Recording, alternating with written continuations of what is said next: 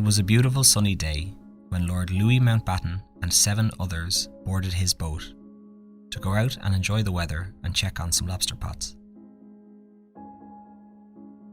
Unbeknownst to him, hiding in the engine of his boat was a 50-pound radio-controlled bomb, primed and ready to go.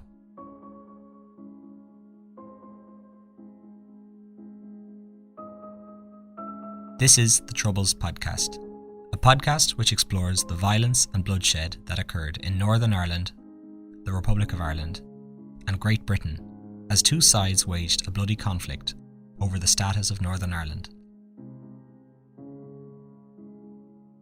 Lord Louis Mountbatten was perhaps the highest profile member of the royal family to be assassinated, and his death made headlines across the world. The nature in which he was assassinated, as well as the other victims who died alongside him, has led to this being one of the most infamous attacks to occur during the Troubles. A quick note before we begin: this podcast deals with some violent subject matter which may not be suitable for a younger audience. Louis Mountbatten was born in Windsor on June 25, 1900. His parents were German aristocrats who shared close links to the British royal family. Mountbatten's great-grandmother was Queen Victoria, and he was also the uncle of Prince Philip, and the two were very close.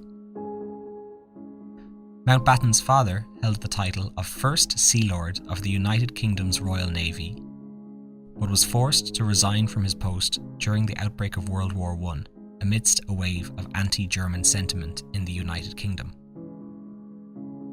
The family name was originally Battenberg, but his father changed this name to Mountbatten in 1917, amidst the anti-German sentiment. It was also around this time that other members of the royal family also changed their names to more English-sounding names. And this is how the name Windsor came to be. Louis Mountbatten joined the Royal Navy College when he was 14 and went on to pursue a career in the Navy. He served extensively during World War II and was in command of the HMS Kelly in 1941 when it was sunk in the Mediterranean, which resulted in the deaths of half the crew. Winston Churchill was very fond of Mountbatten and promoted him to Chief of Combined Operations in 1941. While at this post, he planned the hugely successful Brunival raid. He was also behind the Dieppe raid in August 1942, which was a failure and resulted in the deaths of over 60% of the Allies involved. Despite the failure of this raid, Mountbatten claimed that the lessons learned in Dieppe were necessary and helped with the planning of the Normandy invasion, which was to occur 2 years later. Though this claim is disputed by a number of military historians. Mountbatten said, "I have no doubt that the Battle of Normandy was won on the beaches of Dieppe. For every man who died in Dieppe, at least 10 more must have been spared in Normandy in 1944. As a leader, Mountbatten often had some ideas which were seen as less than practical. He put a lot of effort into the construction of an aircraft carrier which was to be made entirely out of pykrete, which is a combination of ice and sawdust. Churchill was interested, but soon realised that the construction of one such carrier would cost more than the construction of a whole fleet of regular aircraft carriers, and the project was soon shelved. In 1943, Churchill appointed him to the position of Supreme Allied Commander in the Southeast Asia Command, where he oversaw the recapture of Burma, which is now called Myanmar, from Japan. 2 years later, Mountbatten received the Japanese surrender in Singapore. In 1947, Mountbatten became the last Viceroy of India, where he was tasked with facilitating the British withdrawal from the country.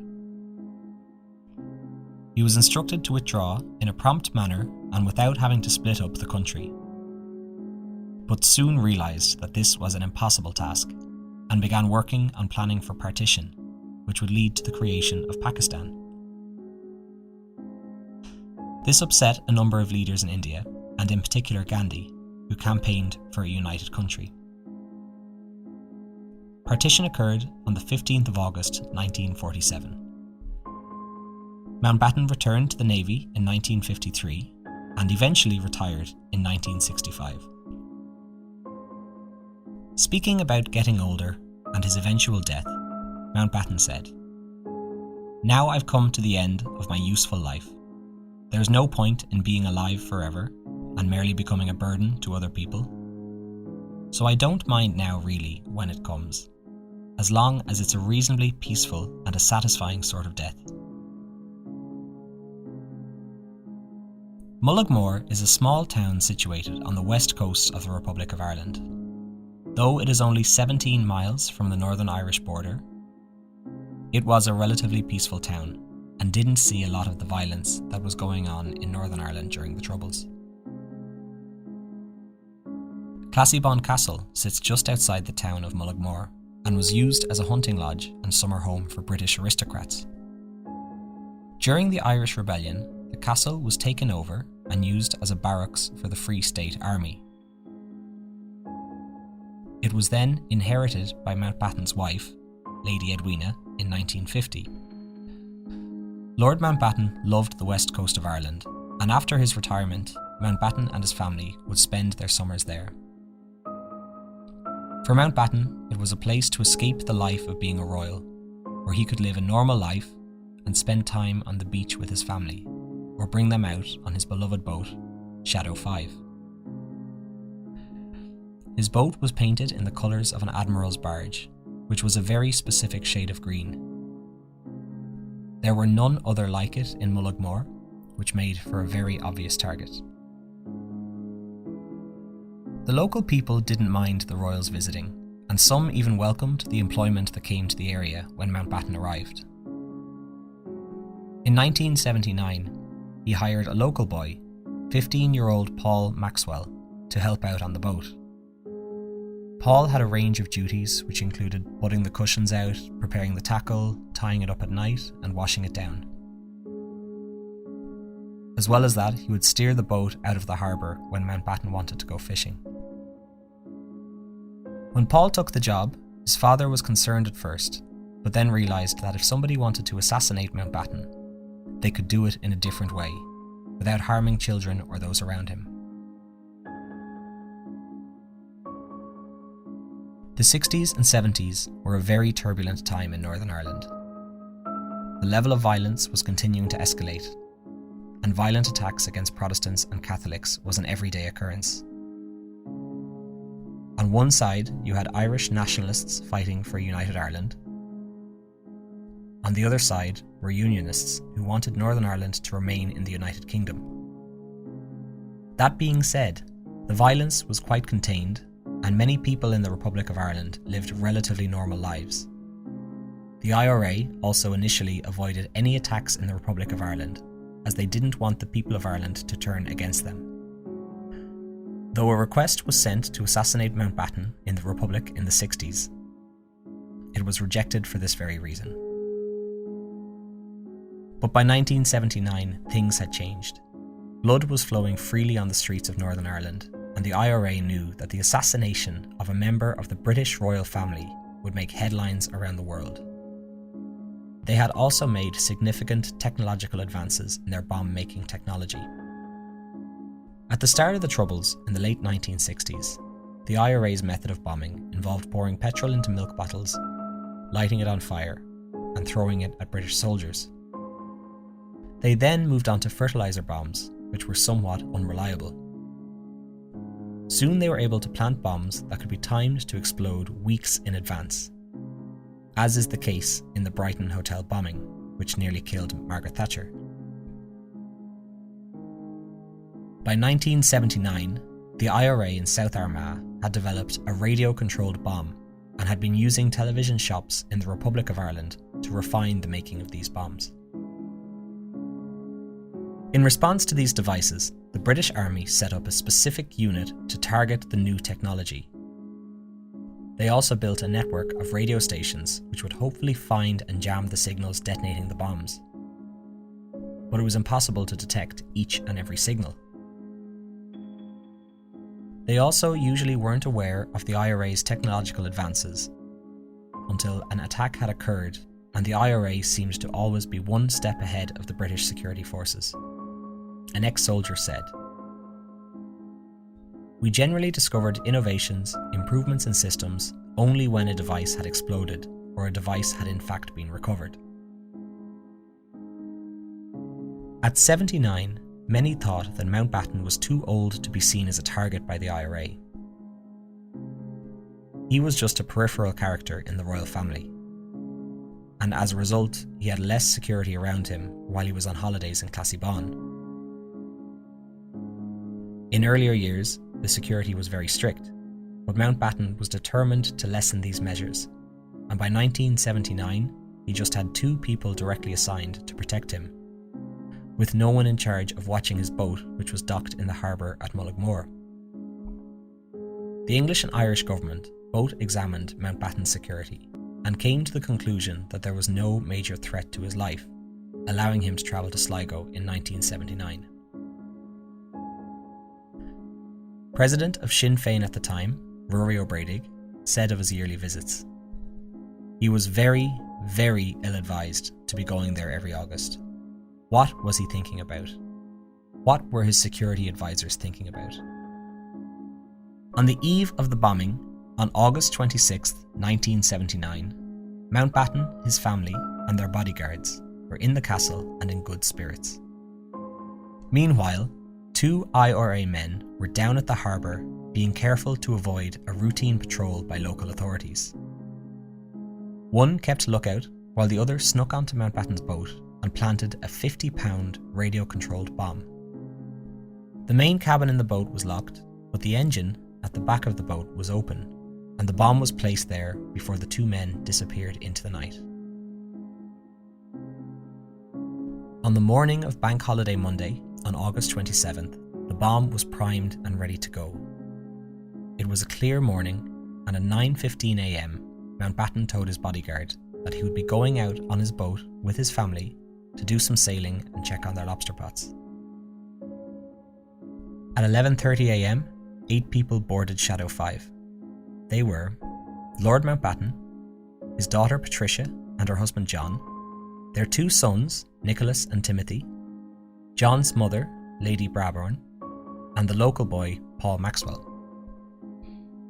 Mountbatten's bodyguard was watching the boat from the shore and following along in his car as it passed out of the harbour. Paul's father had travelled into town to buy a newspaper and waved to his son as he was heading out of the bay. This is the last time he would see his son alive. There was also a third person watching the boat. Somewhere along the coast, a man had his finger on the trigger of the radio-controlled bomb and watched the boat leave the bay. 5 minutes later, as the boat reached an inlet near Mountbatten's lobster pots, the trigger was pulled and the bomb exploded.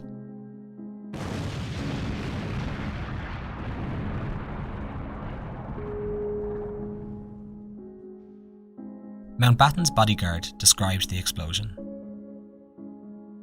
Flashes of green, red, blue, and then suddenly a massive mushroom-shaped cloud of smoke. I remember saying, "Oh my God, no, this can't be happening. This hasn't happened." Paul Maxwell was standing on top of the bomb when it detonated and was killed instantly. Mountbatten was gravely injured in the bombing and was blown into the water. Initial reports said that Mountbatten was thrown into the water where he drowned, but it is now understood that he was pulled alive from the water by a local fisherman, but died from his injuries before they made it to shore. His legs were almost completely blown off. The boat itself was completely destroyed in the attack. The injured were lifted out of the water by local fishermen, who then brought them to shore. It has been reported that headboards from a nearby hotel were used as makeshift stretchers to carry the wounded off the beach, so that they could be rushed to the nearest hospital in the town of Sligo. 14-year-old Nicholas was killed in the blast, and 83-year-old Lady Brabourne also succumbed to her injuries the following day in hospital. Timothy, who lost his twin brother in the blast, said, "I remember a sensation, as if I'd been hit with a club, and a tearing sound.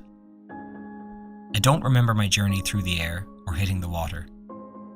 In his later life, Timothy went on to write a book about his experience on the day, called From a Clear Blue Sky.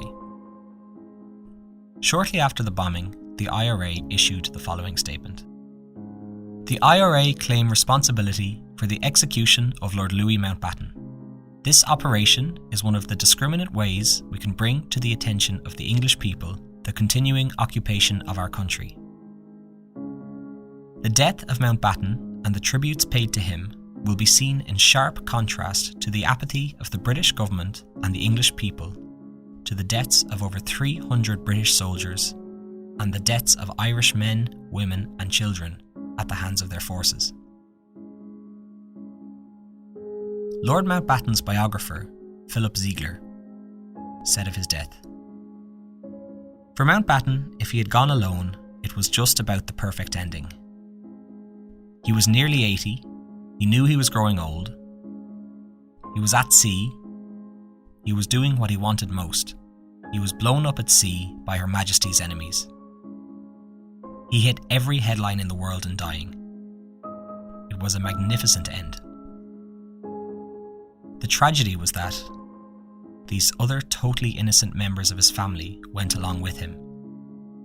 That would have caused him the deepest regret."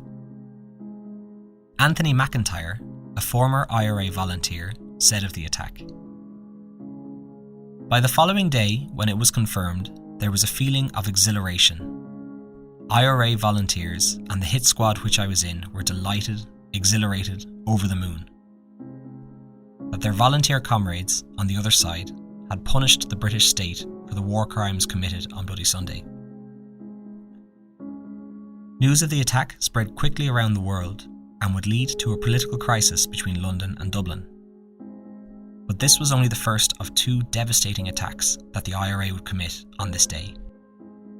2 hours after the initial attack on Mountbatten, the IRA detonated another bomb in Warrenpoint, County Down, and killed 18 British soldiers. This attack, coupled with the attack on Mountbatten, were seen as two of the most devastating attacks in the history of the Troubles. Upon hearing news of the attacks, the Irish Prime Minister, or Taoiseach as it's called in Ireland, Jack Lynch, cut short his holiday and rushed back to Ireland. Meanwhile in London, Margaret Thatcher flew over to visit the injured soldiers and walk the streets of Belfast to show confidence in the government's control of the region and reassure the people of Northern Ireland who supported her. She issued a statement saying, "By their actions today, the terrorists have added yet another infamous page to their catalogue of atrocity and cowardice." 2 weeks after the attack, Jack Lynch and members of the Irish cabinet flew over to London to attend the funeral of Mountbatten. They were then summoned to Downing Street to meet with Thatcher, who demanded that they have better cross-border cooperation. At this point, members of the British Army were not allowed to chase suspected terrorists across the Northern Irish border into the Republic of Ireland. Thatcher wanted this to change, but Lynch would not allow it.